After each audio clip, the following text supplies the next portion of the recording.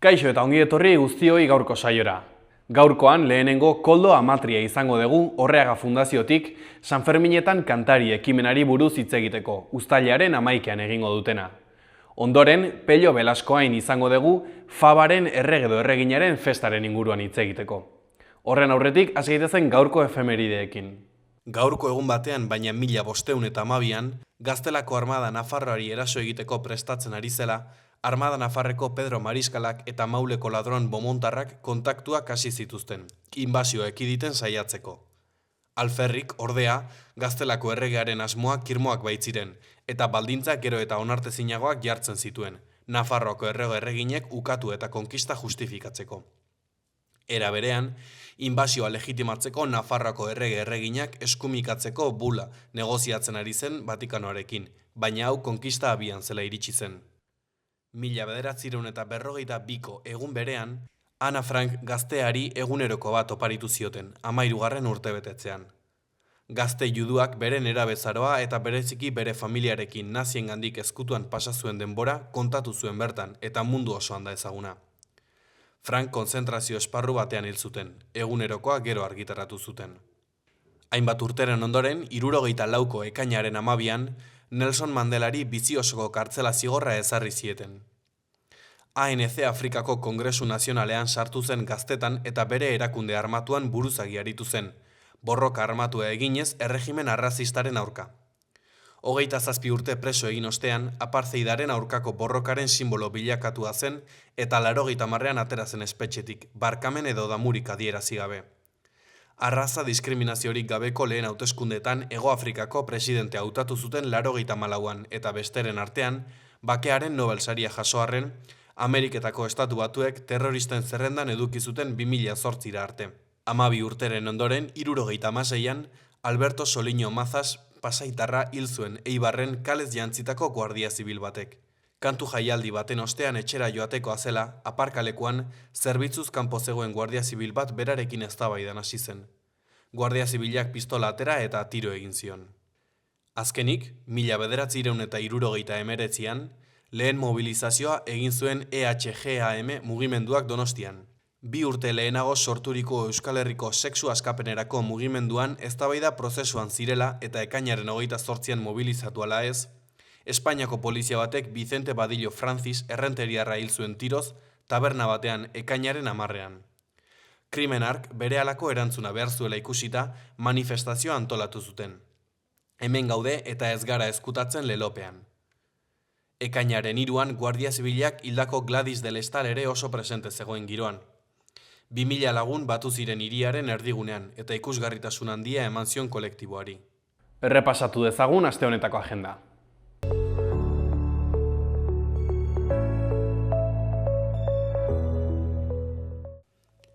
Ostiralean, antzerkia, susurres de fiesta.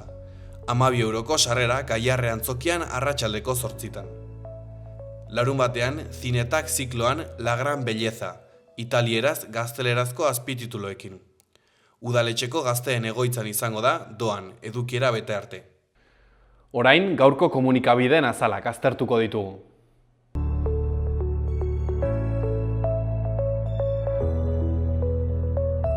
Diario de Noticias egunkarian horrela dio lerroburu nagusiak. PSNek, EH Bilduk eta Kontigo Zurekinek babes ofizialeko alokairuko etxebizitzak babestu nahi dituzten. Lehenengo puntuan, erreformak premiazko bitartekoen bidez, alokairuko etxebizitza sozialen babesa izaera mugagabea eta atzera eginezkoa emango dio, eta 1500 etxebizitza inguru desklasifikatzea eragotziko du 2033 baino lehen.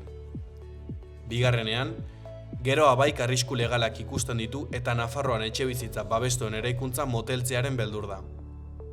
Argazki nagusian, Puro Relajo taldearen emanaldia udaletxeko plazan, Xavier Tejero taekwondo txapeldu nazionalak suziria jaurti ondoren. Honen titularrean, Puro Relajo giroa. Jaien hasiera handia Sarrigurenen. Eskuineko berrietan, Barainaingo bizilagun baten heriotza bortitza ikartzen ari dira. Azpian, medikuek uztailean hasiko den greba mugagabea deitu dute. Jarraian, Europako Banku Zentralak 2,25% igo ditu tasak Iranen gerraren ondoren lehen aldiz. Ondoren, Nupen ikastaroetako batazbesteko ebakitzen nota 6,56tik 9,76ra igo da 10 urtean. Behan, Aita Santuak Europari gogorarazi dio duintasunak ez duela pasaporterik. Goiko berrietan, horiz, Xabier Randuaga tenoreak dio, opera ez da gutxiengo batentzat, gakoa ulertzea da. Bestetik, Mexikok munduko kopako lehen partida irabazi du. Diario de Navarra egunkarian horrela dio lerroburu nagusiak. Iranen gerrak 3 urtetan lehen aldiz interes tasen igoera eragin du, 2,25era arte. Energiaren kostuen igoeraren ondorioz, igoera gehiago espero dira. Irudi nagusian, Leon 14garrenak lore sorta bat botatzen du itsasora Mediterraneoan hil ziren migratzaileen omenez. Honen titularrean, Aita Santua migratzaileekin. Leon 14garrenak Kanaria ruarteetako diskriminazioaren aurka hitz egin du. Giza duintasunak ez du pasaporterik. Eskuineko berrietan, Zapateroren bulegoko bitxiak 1,3 milioi euroko balioa dutenak. Ondoren, Nafarroako arkeologiak bere protagonista nagusia galtzen du, Maria Angeles Mezkiriz. Azpian, Lola Ugarte Martínez, estatistika sari nazionala. Goiko berrietan, munduko kopa handiena hasten da. Azkenik, Newcastlek Victor Muñozen alde egin du. Berria egunkarian, aldiz, honela dio lerroburuak. Oztopo gehiago eta berme gutxiago. Gaur sartuko da indarrean migrazio eta asilo ituna. Lehenengo puntuan, migratzaileak hartzeko eta kanporatzeko arau berriak izango ditu Europako Batasunak. Bigarrenean, 3 zutabe ditu itunak. Prozedura bizkorragoak, estatuen arteko lankidetza mekanismoak eta Europar Batasunetik kanpoko herrialdeen inplikazioa. Argazki nagusian, ikastoletako zuzendarian agerraldia, atzo Hernanin. Lehen lerroan, Oier Sanjurjo, Nekane Artola eta Erik Etxart. Honen titularrean, ez dugu irudikatzen ikastolen ekarpenik gabeko Euskal Herririk. Azken aldian, ikastolen inguruan izan diren auzien inguruko balorazioa egin dute, eta horiei emandako erantzuna goraipatu. Beko berrietan, Europako Banku Zentralak interestasak igo ditu 3 urteren ondoren. Ondoren, iragarriak zituen Iranen kontrako erasoak eteteko agindu du Trumpek azken orduan. Jarraian, Ane Nazabal eta Garazi Mujikak Euskal Udalekuetako hezitzaileek diote. Erabaki guztiz politikoa eta bidegabea izan da udalekoak ixtea. Ondoan, udalekuetako kontrolak eta adingabeen babes neurriak indartzea onartu du Eusko Legebiltzarrak. Goiko berrian, museo bikoitzaren bilanak aurkeztu dituzte, Usue Herrietaren Baltzune eta Inara Elgoibarren P003687. Gara egunkarian horrela dio lerroburu nagusiak. Arantzazu Beitia eta Roberto Billate, Kerman Billateren gurasoek diote. Egia soziala, judiziala eta instituzionala bilatzen dugu. Arantzazu eta Roberto, otsailean Gasteizen diskoteka bateko atezain baten erasoaren ondoren hildako 31 urteko Kerman Billateren gurasoek, atzo naiz irratiko mikrofonoetan salatu zuten pairatzen ari diren kalbario juridikoa. Argazki nagusian, Zubietak eusko eredua sendotzea du helburu. Goiko eskuineko berrian, errefuxiatu palestinarren harreran hutsuneak salatu dituzte. Ezkerreko berrian, Europar Batasunak gaur aktibatu du migrazio kontrolak gogortzeko ituna. Beko berrian, erreportaia June Romatet Ibarguren. Ahots anonimoak ekartzen ari dira euskera pantailetara.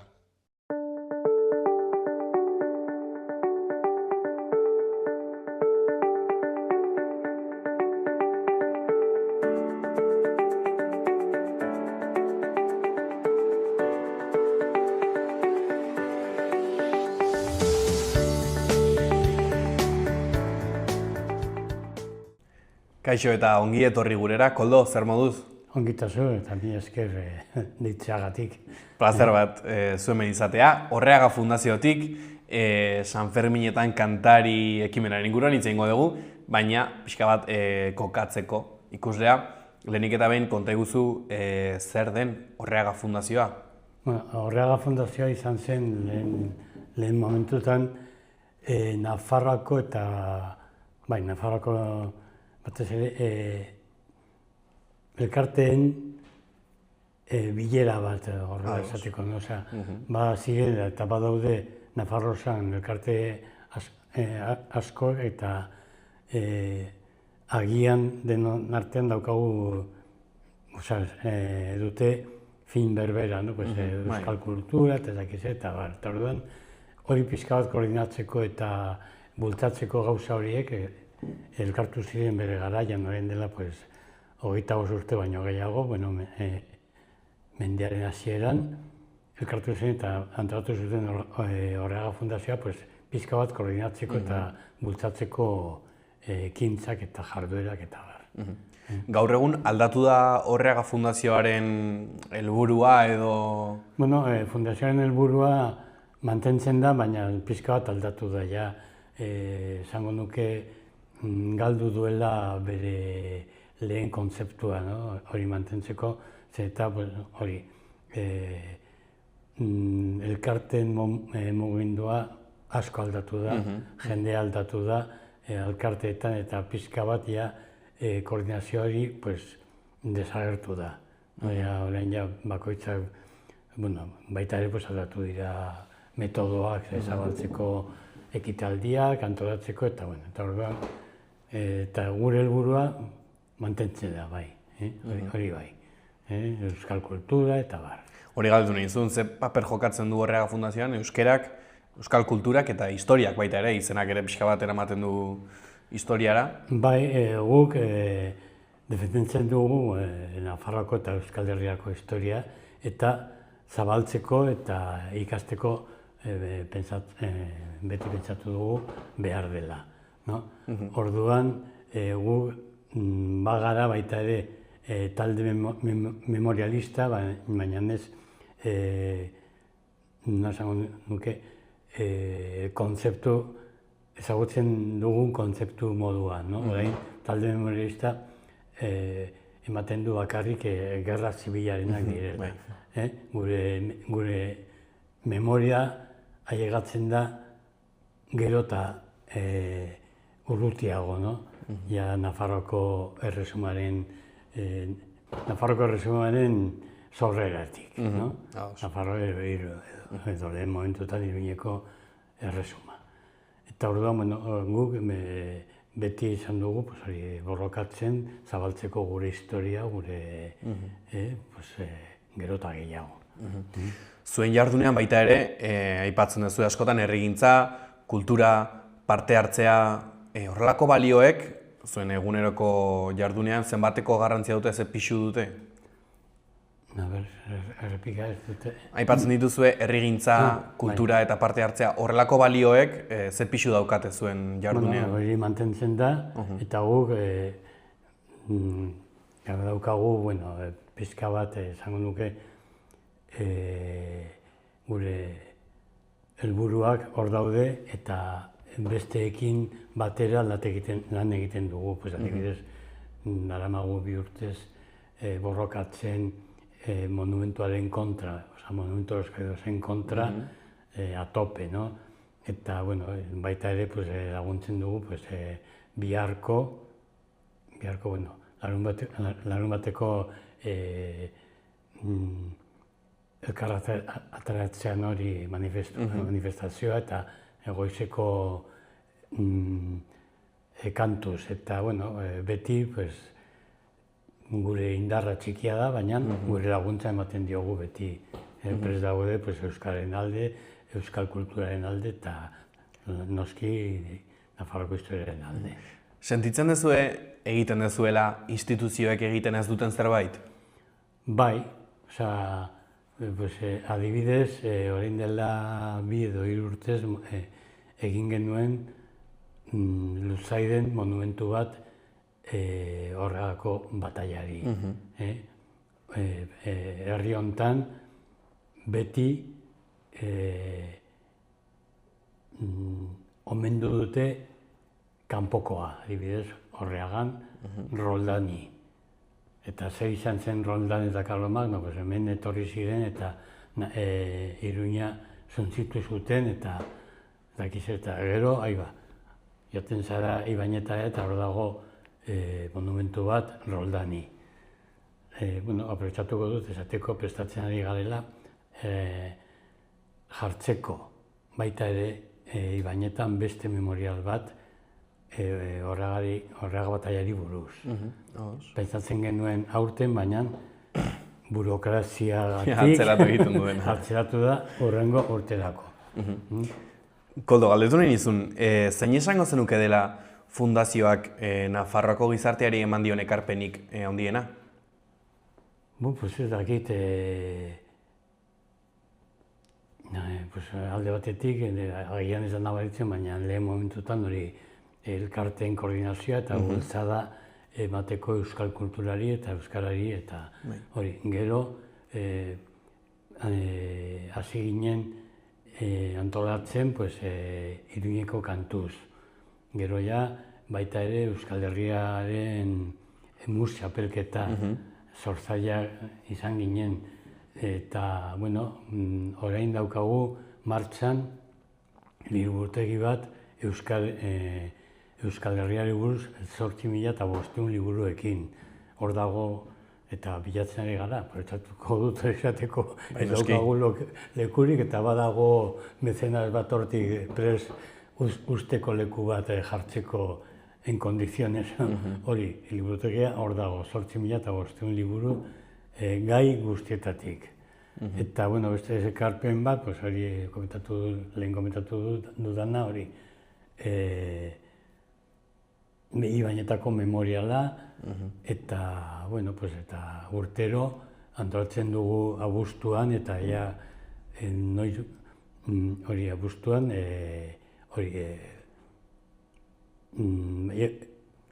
Orragako batailaren urtemuga.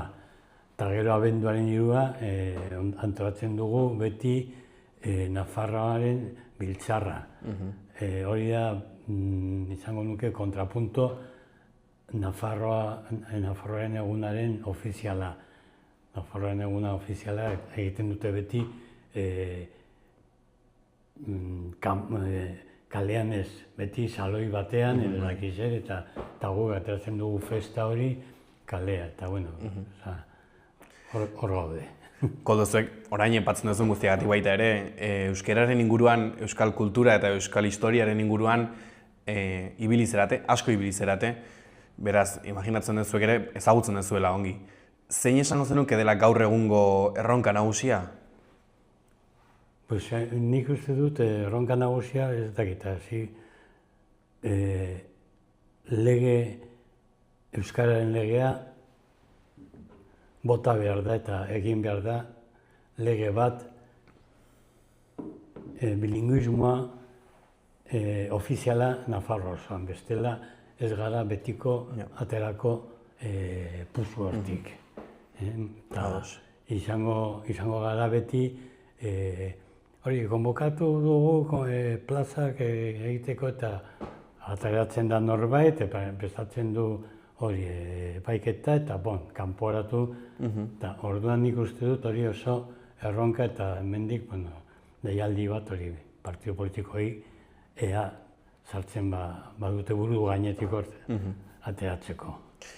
Orain bai, San Ferminetako zuen ekimenari buruz hitz egingo dugu, San Ferminetan kantari.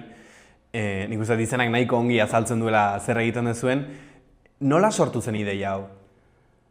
Pues ez dakit nola sortu zen, zenetan nik momentu hortan ez nengoen barruan, baina suposatzen dut sortu zela motibo berberatik ateratzen garela orain kalera. Euskararen presentzia kalean eta Euskararen presentzia San Ferminetan da, zen bere garaian, ekitaldi bakarra. Orain, kizaz, agian, talde batzuk ateratzen dira kantatzen, edo kontzertuetan, euskaraz erabiltzen, eta baina momentu hortan pentsatu, horrela, suposatzen dut, pentsatu zuten, atera behar genuela kalera, hori, esateko, San Ferminak dira euskaldunak, eta falta zen euskara kalean, eta... Badakizu, noiz hasi ziren egiten? Begiratzen ari ginen, eta ez daukagu zalantza, 25 edo 27 urtez, gutxi gora bera. Ez dago harri orain. Bai. Ados. Bueno, eta okeraz banago aurten uztailaren 11an izango da, zer da egiten duzuena, claro? Bueno, pues hori egiten dugu lehen elkartzen gara Santiago plazan, hori udaletxen atzekaldean. Hor, elkartzen gara, pues hori, ateratzeko hortik kantatzen kaletik, eta aurten, bueno, badago berri bat aurten, ja esango nuke, badaz bada jendea da konturatu.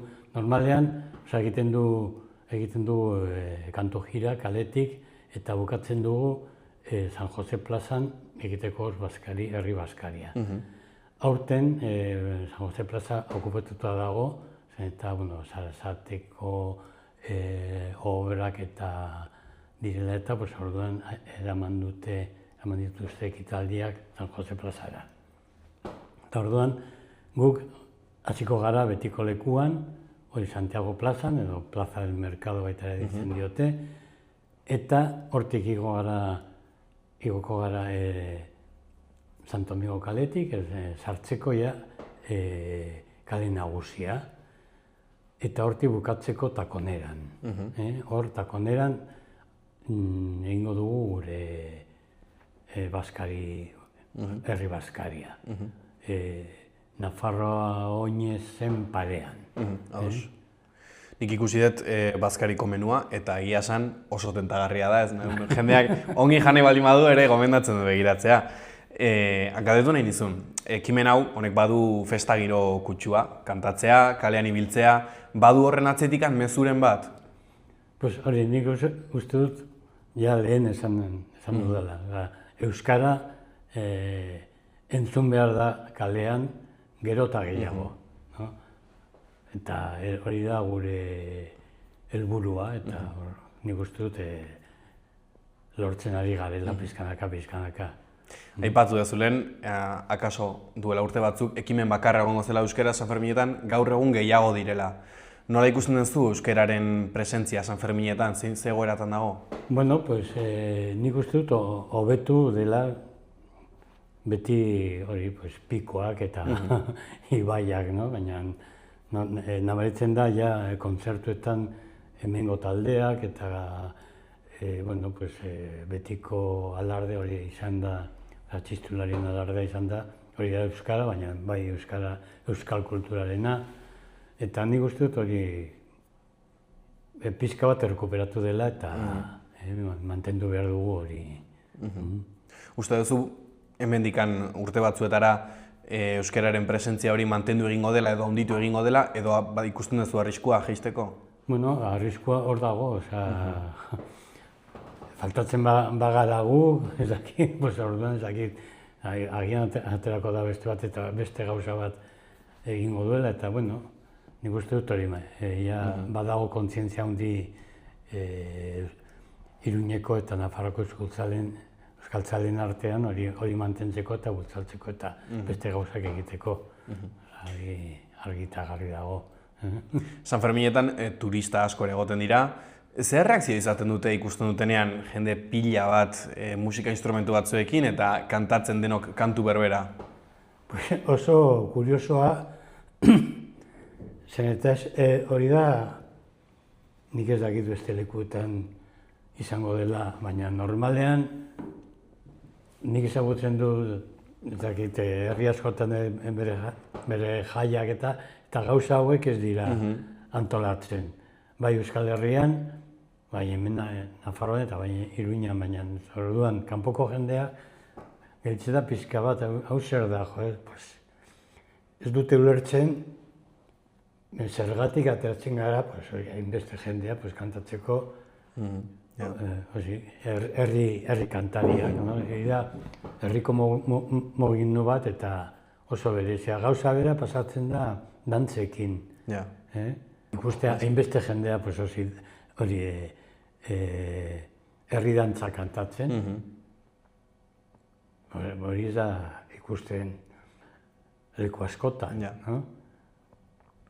Horregatik pixka bat berezia da asuntoa eta nik uste dut mereziku mantentzea eta bultzatzea.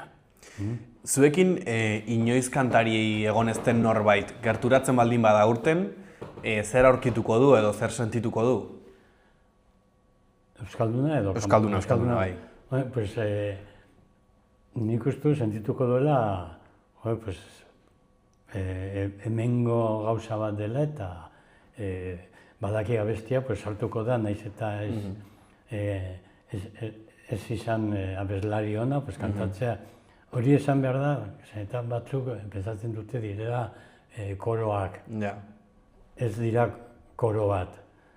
Jendea apuntatzen da eta jogaten da kantatzera, ni adibidez, ni naiz munduko abeslari txarrena, no? Baina ez dut, ez zait inporta, pues hori, kantatzea. Naiz eta kantatzea gaizki, pues hori. Importante dena, pues hori, barruko sentimentua ateratzea, hori, abesti modu batetik edo. Parte hartzea igotzen ari da? Mantentzen da. Mantentzen da. Pixka bat agian, izan genuen orain dela, daki, 4-5 urte piko bat hori, jaia llegatu ginen 1000 persona bazkaltzera, mantentzen gara, 600, 700, ez da gutxi, eta hori anteratzeko, hori, jatu behar dugu hori, menu soberezia, barkatu hemendik iazko errorea. Galdetu nahi nizun, gazteak gerturatzen dira? Nabaritzen duzu gazteen presentzia? Bueno, nabaritzen da, baina oso gutxi. Oso gutxi, badaude beti, agertzen dira batzuk, baina ulertzen dugu ez dela bere musika, baina batzuk sartzen dira hori ambientean eta ulertzen dute zergatik eta zertarako daude hor kuadrilla zaharra hori eta hori ulertzen dute hori atera behar dugula kalera ateratzeko euskara. Alde batetik zer esan nahi du gaztei kostatzea, gerturatzea, eta beste alde batetik zer esan nahi du naiz eta gazte gutxi egon 600-700 pertsona elkartzeko gaitasuna izateak? Pues ez dakit.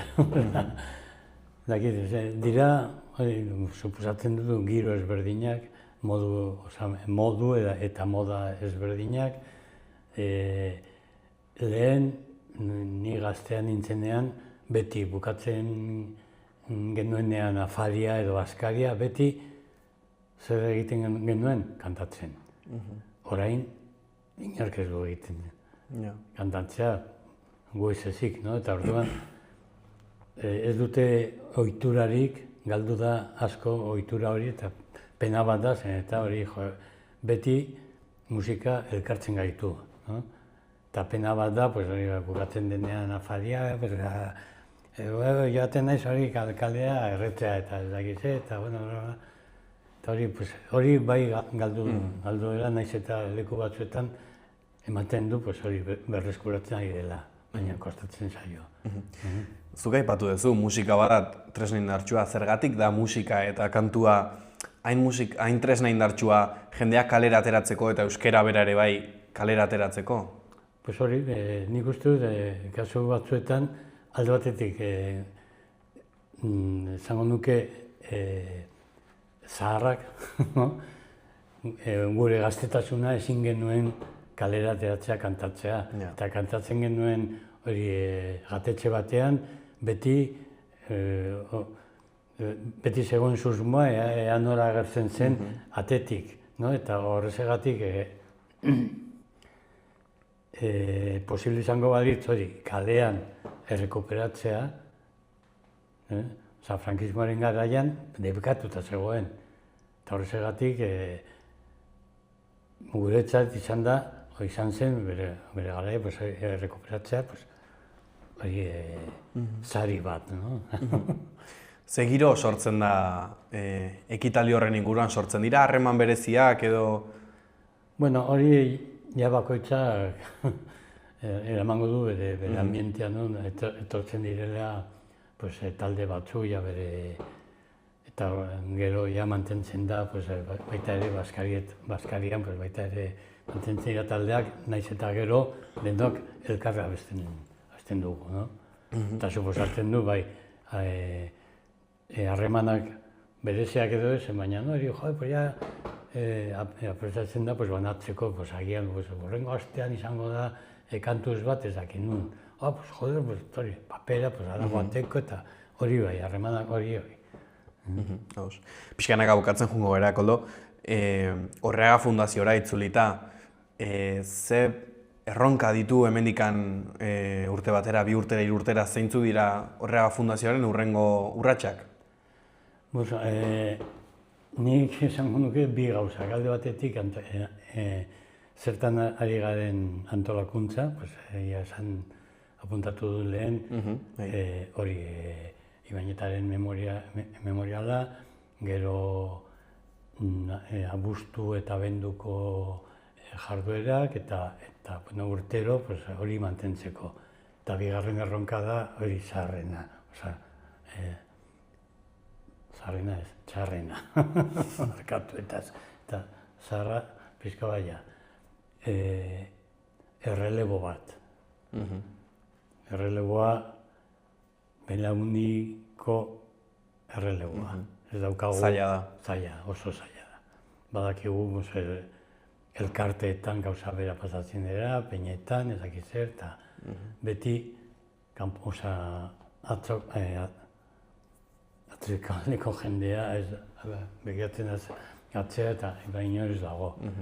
Eta zoritxarre, 2 urteetan gure juntan galdu dugu 2 persona.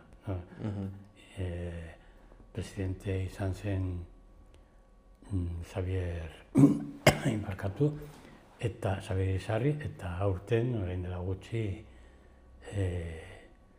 vicepresidentea. Eta hori nabaritzen da, eta adinako jendea, eta hori, eta agian gure errua izan da ez jakitea hurbiltzea jende gazteari ez dakit, baina hor dago erronka. Jar gaitezen egoera honean, belaunaldi aldaketa hori, errelebo hori iritsiko balitz, nola ikusi nahiko zenuke hemendikan 5 urtera, 10 urtera Orreaga Fundazioa? Bueno, mantentzen baldin bada giro politikoa, izango da gauza bera. Hori Euskararen erronka, Euskararen borroka hor dago, historiaren borroka hor dago, eta euskal kultura hor dago. Eta horrezegatik, nik uste dut izango dela beharrezkoa. Bueno, Koldo, eta maitzeko ja. Zer galduko luke Iruñak eta Nafarroak Orreaga Fundazioa eta San Ferminetan kantari ekimena ere galduko balitu?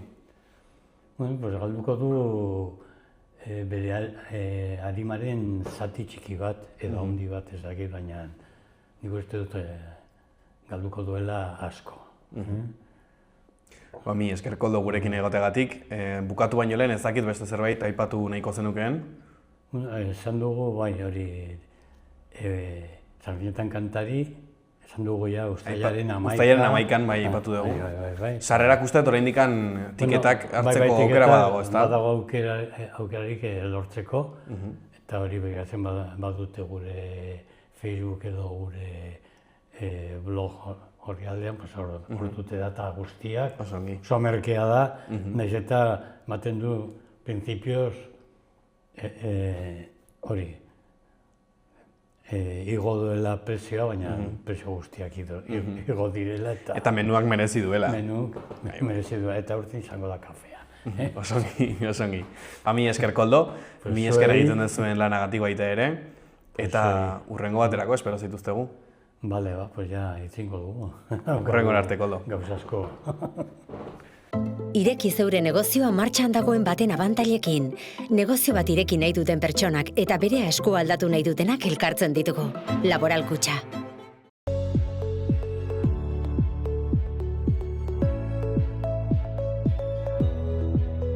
Gaur eguzkitsu egongo da eta tenperaturak gora egingo du.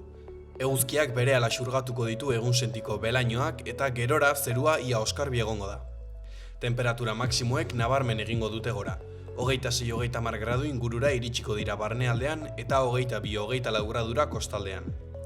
Haizea ahul ibiliko da eta eguerdi partean ipar-ekialdetik finkatuko da eta indar pixka bat hartuko du. Larunbatean, hego-haizearen eraginez tenperaturak nabarmen egingo du gora. Maximoak 30 gradutik gora helduko dira ia lurralde osoan, eta Bizkaia eta Gipuzkoa barnealdeko zenbait lekutan 35 gradura iritsi daitezke. Egun sentiko belainoak desegin ostean, eguzkitsu geldituko da, goi-hodei batzuekin. Haizea hego-ekialdetik ibiliko da bolada gogor batzuekin mendi inguruetan. Arratsaldean kostaldea ekialdetik finkatuko da eta itsasertzeko zenbait zonaldetan beroa zertxo bait arinduko du.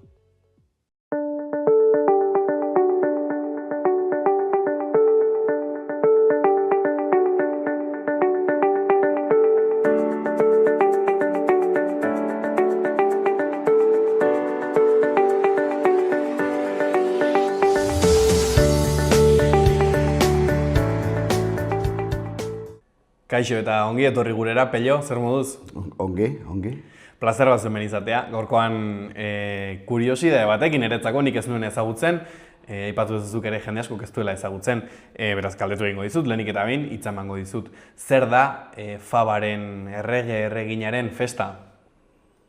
Berez da gure elkarteak eta antolatzen duen festa bat, baina aspaldiko partez egiten zena, eta nolabait egiten da Erdi Aroko festa bat eta garai batean Nafarroko erregek egiten zuten festa bat. Zein da horren atzean dagoen tradizioa edo historia? Tradizioa da oso luzea. Berez badu alde antropologiko bat, ez? Erromatarren garaian eta Julio Caro Barojak eta egiten zuen Saturnalietan, hau da, neguan, hilbeltzean edo urtarrilean egiten zituztela Saturnaliak. Eta Saturnaliak ziren festa batzuk erdi inauterikin eta zer ikusia duten festa batzuk. Eta egiten zuten zena askotan rol aldaketa. Orduan, esklaboek eta hartzen zuten jabeen papera egun baterako. Eta adibidez, bitxia zen adibidez, umei ematen zizkieten helduen rola, ez? Eta egun batean eta parraundiak egiten zituzten, eta hori zen alde bat. Baina, gero, hori da alde antropologikoa, ez? Baina, gero bat zen alde historiko bat, hau mantendu zen Erdi Aroan, festa hauek eta nahiko korapilatxoak izan ziren, debekatu egin ziren, garai batean, desmadre handiak eta izate zirelako. Baina, erregek eta badakigu erregek ere festa hau egiten zutela. Horren antzekoa da, adibidez, zenbait herritan egiten dute obispilloen festa, apezpiku txikien festa seguran egiten dute, Nafarroan Burgin, Garinoainen, leku askotan, eta hori dira festa antzekoa. Aipatu dugu hasieran hasi baino lehen jende askok ez duela hau ezagutzen. Zergatik? Oso bitxia da, egiten da urtero, eta baino ez dakit mediatikoki oso zona handia ote duen, baino ezagutzen dutenek eta oso gustukoa dute normalean, eta ez da gehiagi zabaldu, ez. Gu aipatzen dugu askotan eta guk ezagutzen dugu gure elkartean eta bizi izan dugulako, baina. Aipatzen zenuen, festa hau datorrela Erdi Aroko garaietatik, eta pasa dira urteak eta garaiak.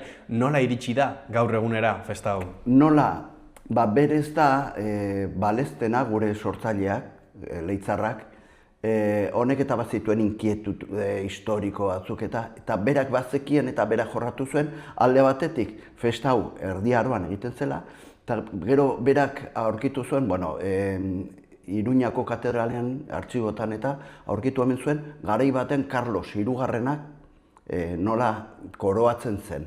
Eta bere ospakizunaren nolabait hildo nagusia hoize da, ez? Koroazioa nola egiten den.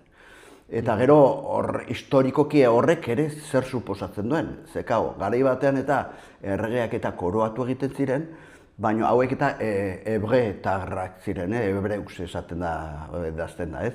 Eta hauek eta torte zirenean eta esaten ziren, zuek errespetatu inber dituzu hemengo legeak, eta hemengo hori diztiren foruak, ez? Eta orduan, hor koroazioan eta kontatzen dena da, erregek berez, errespetatu inbertzitu zela bertako Nafarroko ohiturak. Eta gaur egun zer da egiten duzuena?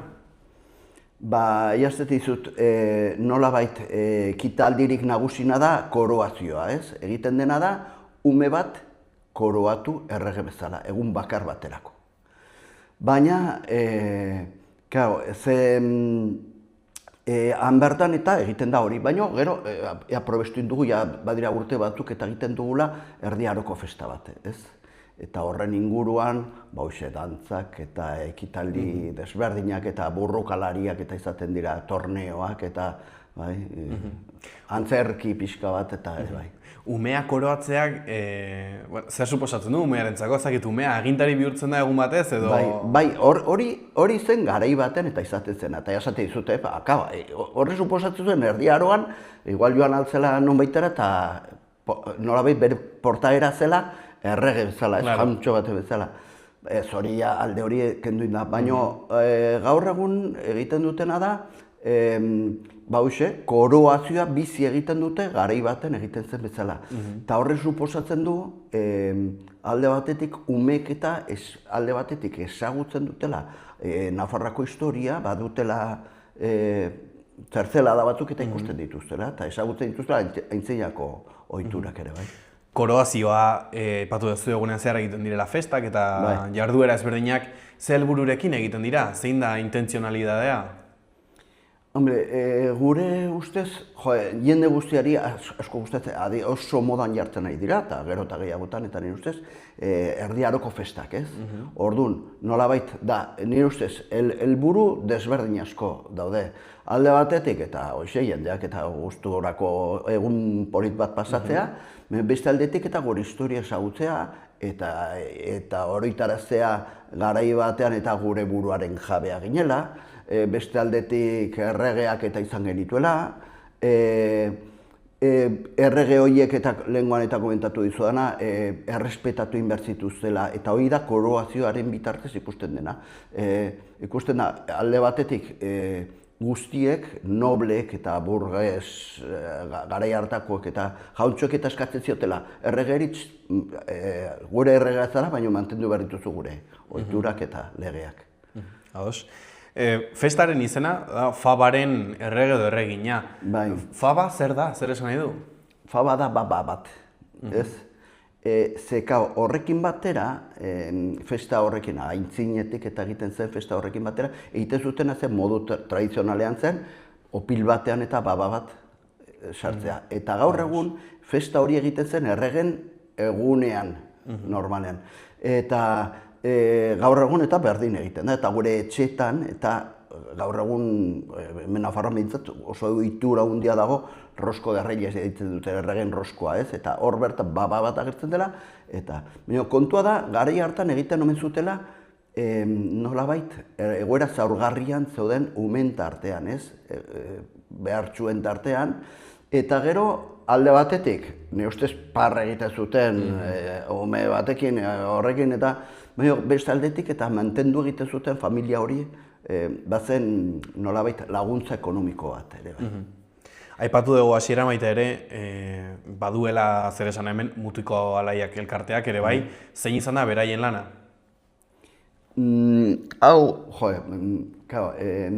Balestenak eta hau berreskuratu zuenean, Mutiko Alaiak, gure sortzailea balestena izan zen. Baina hauek eta aurretik hasi ziren ospatzen, hau. Eta egite zuten beti komite, joate ziren miserikordiatxean gaur egun eta zarretxe handi bada. Baina garai batean, umer zurtzak eta egoera zaurgarrian zeuden umeak eta jasotzen zituzten. Eta orduan umeo eta familia horien tartean eta egite zuten opilarena eta baba suertatzen zitzaionari erregea, garai hartan erregea, gaur egun errege edo erregina izango zen egun batkar baterako eta ospakizun txiki bat zen. Baina gero garai batetik 60. hamarkadan edo hasi ziren garai batean egiten zen bezala erregek eta bizi ziren eta leku desberdinetan normalen eta Herriberrin edo Tafallan edo eta orduan bizi ziren lekuan egiten zutela. Orduan aitzaki horrekin eta hasi zen hau zabaltzen Nafarro osoan zehar. Bai. Aipatu zenuen Nafarroa osoan zehar, azkenekoa Zabaltzan izan da, Zabaltzan, nago. bai. Ze balorazio izan duzu, zer moduzkoa izan da? Jo, ikaragarri polita izan da. Zabaltza da, izan dugu adibidez herri txiki batzuk, urte batean adibidez 2012an egin zen Amaiurren, Izaban, herri txikietan normalin jendeak bizitzen du beste modu batez. Hor dago auzolan handiagoa, jendeak eta parte hartzen du gehiago. Beste herri handiagoetan oso ongi bizitzen da ere bai, baina nolabait da udaletxeak antolatzen duena, ez? Ze gero bada beste komponente bat, eta da herrien arteko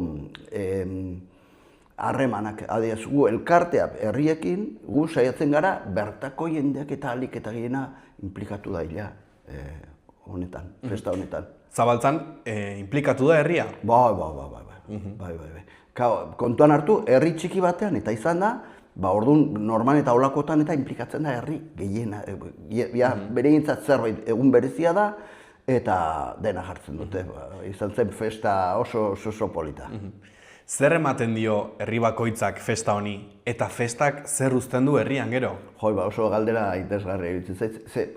Guretzako adibidez, oso aberatsa da leku desberdintara ezagutzea. Eta bereiek eta ezagutzen alde batetik tradizio hauek eta aukera ematen die hoxe parte hartzeko horlako ekitaldi batean, ez? Eta nire ustez oso aberasgarria da, eta jende guztiak eta horrela esaten du, horrela adierazten du. Bihar, kainaren 13an, lekuko aldaketa egongo da, urrengo herriari emango zaio lekukoa. Zein izango da urrengo herria? Bai, urrengo herria da Kortez, herriberan. Kortez, ni pentsatzen dut izango dela, hiriburutik eta urrutien dagoen herria. Gaur begiratu dute Wikipedian eta ezakit non begiratu da, eta 117 kilometrotara dago. Hoi da, Zaragozako mugan. Bai. Eta lekuko aldaketak izaten du ekitaldi bereziren bat, edo nolakoa izaten da? Lekuko aldaketa da nolabait alde batetik eta komunikabidei esateko, garai batean eta jende guztiak eta galdetzen zuen, eta hurrengo urtean eta non izango da, eta horrekin eta beti galdezka, eta orduan nolabait sekretupean eta mantentzen zuten antolatzaileek, baina orain egiten da, ofizialki egiten da honen bitartez, eta gero hartu eman bat egiten da ere bai, nolabait aurreko urtean egin zuen udaletxe eta sartuko den herrien tarteko harreman bat. Eta nolabait konpartitzeko, gauzak eta zer diren interesu. Guk egin genuen ez daki nola, eta gurekin ere bai, lehendabiziko hartu emanak, eta nolabait agurra aurreko herriarekin. Aipatu duzu, aurreko galderen edo aurrekoan izan da, zuei asko gustatzen zaizuela eta interesatzen zaizuela herri askotara zabaltzea. Zergatik da hori? Zergatik, alde batetik, eta komentatu duguna, ohitura hau gehiegi ezagutzen ez delako, eta iruditzen zaigu oso interesgarria izango litzatekeela jende gehienak, eta gero guretzako oso aberatsa delako, nire ustez hartu eman oso kulturala da eta elkar ezagutzeko oso interesgarria. Aipatu duzu, biharko lekuko aldaketan hitz egiten dela, zer egin den, zer egin daitekeen, zer transmititu beharko litzaioke Kortesi, urrengo urteko koraziorako? Normalen, hau da, aukera bat, nire ustez, herri guztiekin eta auzolanean, elkarlanean, eta hor, normalen eta ateak egite zaizkie, entidade kultural guztiei. Bertan kororen bat baldin bada parte hartzeko, kantatzeko. Bertako dantzariek eta gurekin dantzatzeko. Umei eskolekin eta lan handia egiten da ere bai, zekau prestak eta lanak eta oso luzeak izaten dira, ze umeek eta prestatu behar dute koroazioarako ongi zer esan behar duten, nola esan antzezmena eta oso interesgarria. Bihar Kortez herriak jasoko du lekukoa, lekukoak simbolizatzen du, imaginatzen dut, koroazio guztia, festa guztia, zer jasotzen du herri batek lekukoa jasotzen duen momentuan? Jasotzen du alde batetik ohitura zahar bat, ezagutza bat normalen eta eskoletan eta lantzen dena, parte hartzeko eta ongi pasatzeko egun bat, Eta nire ustez, aukera bat herriko jendeak eta honetan murgiltzeko eta parte hartzeko. Oso, gu adibidez, gure peinak eta 75. urte hurrena ospatu zuenean, ibili izan du ginen, elkartu genituen garai baten izandako erregin guztiak. Garai hartan eta erregeak ziren. Eta sekulako bizipen personalak izaten dira normalen eta erregeak edo erreginak eta izendatuko eta izan dutena. Bai, oso aberatsa da. Nola erabakitzen da hurren urteko herria zein izango den? Horretarako da batzordeak eta Faba batzordeak eta erabakitzen duena. Baina irizpide batzuk eta izaten dituzte. Eta normalean eta nagusinak eta izaten dira adibidez. Aurten da hiri hau sortu zen urte hurrena, ez dakit. Urte hurren edo forua zakize erregek eta mantziola, edo horrelako gauzak. Gaur egun eta nahi esan diatena da, adiez Kortesekin eta gero beste gauzen tartean zenbait lekutan eta errepikatu izan da, askotan. Zenbait herritan egin dira 2-3 alditan.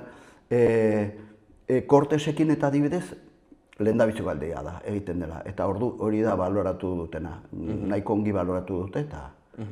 Nafarroako hegoaldean, Iruñatik hain urruti egiteak, herriberan egiteak badu esan nahi bereziren bat? Nire ustez oso polita da, bazter txoko guztietan eta jorratu egiten dela. Nire ustez badugu zerbait pendiente eta da Benafarroa. Benafarroan eta garai batean eta saiatu ginen. Benafarroan egiteak baditu bere alde polita asko, baina zailtasun handiak ere bai. Hau normaleta egiten da gazteleraz. Eta euskera sartzen da, sartzen ari gara alek eta gehiena. Umik eta egin behar dute, eta orduan nik ezaki Kortesen, euskaldunak izanen direla, ni ziur nago, baina ez dakit zenbat izango diren, nola txartatu ahal izango dugun eta. Zer espero duzu datorren ediziotik, Kortes herriko koraziotik?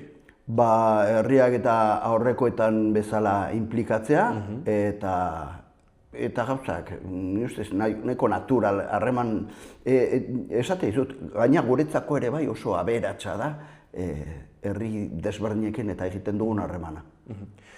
Festa hau egiten duzuen festa honek badu lotura zuzena Nafarroaren historiarekin. Zenbaterainoko garrantzia du historia ezagutzeak, berreskuratzeak, mahai gainean jartzeak? Nire ustez garrantzia handia du. Zergatik alde batetik eta gure izaera horrelakoa delako, gauza asko eta gaur egun eta politikari buruz eta hitz egiten dugunean eta kontuan hartu behar dugu ze iragana izan dugun, ze nortasuna izan dugun, hori nire ustez funtsezkoa da. Gazteek ze rol jokatzen dute bertan? Gazteek eta nire ustez ikasi egiten dute asko. Gaur egun eta baliabide asko daude gure historia ezagutzeko eta gure nortasunari buruz ikasteko, baina festa honek eta bultzatzen du asko, bereik eta gaina bereintzat zerbait berezia da, desberdina. Claro, galdetu nahi nizun, museoetatik eta liburuetatik atera behar da historia, eta festa hau adibide ona izan daiteke horretarako, ezta? Bai, zuzen ere, horregatik, bai. Da zerbait bizi egiten dutena. Eta, jasate dizut, batzuk eta nolabait behik esaten dute markatu egiten zaiela. Zer esango zenuke ikasi dezakela gaur egungo gizarteak festa honen inguruan? Hoxe, gure historia, gure itura, gure nortasunak eta auzolanean eta lan egiteko eta parte hartzeko moduko festa bat. Zuk uste duzu, aipatzen zenuen garrantzia handia ematen diozuela, herrigintzari, herrien arteko lanari aita ere, horrek garrantzi are gehiago du gaur egun dena individualizatua dagoenean? Dudik gabe. Hoi da, hoxe, naparrak izateko eta sentitzeko moduko zerbait. Zer moduz ikusten duzu? Eta gaina, oso gaur egun eta etorkien asko ditugu, esan dut Navarrak, beste hain zuzen ere, horregatik haintzat eta ere bai oso importantea da ere bai. Bereik eta ezagutzea zer zegoen, eta zer dagoen, eta integratzeko moduko gu beraien kulturak ezagutzeko eta hiek gurea. Zer moduz ikusten duzu Fabaren erreginaren festaren etorkizuna? Etorkizuna? Ez dakit, nire ustez oparoa izan da bidea, ze gero eta handiagoa da festa, gero eta sona handiagoa du, eta baina honi pesatzen dut, mantendu behar dela oain arte bezala, eta nolabait aberastu behar da pixka bat, gero eta gehiago teknologia berriekin, eta... Zer gustatuko lehitzezuke jendea gelditzea elkarrizketa honen ondoren festa honen inguruan? Ba, ezagutzen duenarentzat eta mantentzea, ez? Gogo hori. Eta batez ere, ezagutzen ez duen jende askorentzat eta nire ustez sorpresa handia hartuko lukete. Bai. Koroazioan bertan eta zabaltzen diren mezuak eta oso aberasgarriak, oso interesgarria dira. Bukatzeko pare bat galdera botako izkizut. Zer nahiko zenuke baita ere jendeak, festa ezagutzen duen jende horrek hitza entzuten duenean, Fabaren erreginaren festa entzuten duenean, zer nahiko zenuke pertsona horrek pentsatzea? Hore, nire ustez bereik eta interpretatzea Nafarroko historiari buruz ari garela eta hoxe sentitzea garai batean izan ginena eta izan algarena. Bukatzeko, aipatu duzu hasieratik tradizio hau oso zarra dela, aspalditik datorrela, zer dela eta oraindik egiten da? Tradizioak eta ona baldin badira, tradizioa, batzutan eta hitz egiten dugun tradizioei buruz ematen du pixkat zerbait modaz pasatukoa. Ez, tradizioa da jendeak eta nola bizi den, nola garai batean nola bizi zen eta ona dena mantentzea. Eta txarra dena edo hain ona ez dena aldatzea, ze tradizioak ere aldatu egiten dira. Eta orduan nire ustez evoluzio bat izan behar da ere bai, eta pixkanaka horretan ibili behar dugu deno. Mi esker gurera etortzegatik, Pello, ez dakit bukatu baino lehen beste zerbait aipatu nahiko zenukeen? Ez, nire ustez nahiko gauza asko eta komentatu ditugu. Zuei mila esker honen berririk eta mateagatik eta. Plazer bat zuen izatea, arrastoa jarraituko dizuegu urrengo urtera arte, beraz, mila esker eta urrengo arte. Ongi etorriak eta beti tortzen baldin mazaltik usteak, mila esker. Ale ba, zuri. Ireki zeure negozioa martxan dagoen baten abantailekin. Negozio bat ireki nahi duten pertsonak eta bere esku aldatu nahi dutenak elkartzen ditugu. Laboral Kutxa. Hau izan da gaurko saioa, mila esker gurekin egoteagatik eta astelen arte. Asteburu ona izan.